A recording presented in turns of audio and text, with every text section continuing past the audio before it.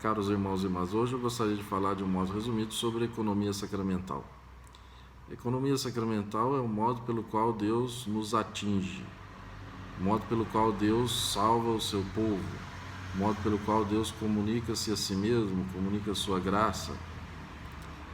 Nós dizemos que a economia, ou seja, a lei usada por Deus para administrar a salvação, é sacramental, isto é, opera por sinais sensíveis. Já no Antigo Testamento nós temos vários sinais sensíveis da ação de Deus. No Novo Testamento, o grande sinal sensível da ação de Deus é a humanidade de Jesus Cristo. A igreja continua a obra de Jesus Cristo. E a igreja administra 7 ritos que nós chamamos de 7 sacramentos. São eles o batismo, a confirmação, a Eucaristia, a penitência, o matrimônio, a ordem, a unção dos enfermos. Então nós podemos entender sacramento em sentido estrito e em sentido amplo. Em sentido estrito são os 7 ritos que a igreja administra e que conferem a graça de Deus. São ritos que remontam a Jesus Cristo. É Jesus Cristo que age através deles. São Leão Magno diz que aquilo que estava presente no Redentor, em sua natureza humana, a natureza do Redentor é sempre humano-divina, passou para os sacramentos. Então, os sacramentos são uma continuação, um prolongamento da ação de Jesus Cristo, que batiza, que confirma, que alimenta, que perdoa os pecados, etc.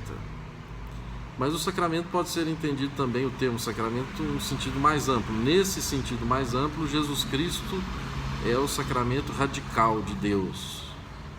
Ele é o grande sinal visível de Deus, ele é a imagem visível do Deus invisível. Nós podemos dizer também que a igreja é sacramento fundamental, porque é a partir dela que são administrados os 7 sacramentos. Existe aqui uma relação dialética entre a igreja e os 7 sacramentos. Os 7 sacramentos são administrados pela igreja, mas ao mesmo tempo eles é que constituem a igreja.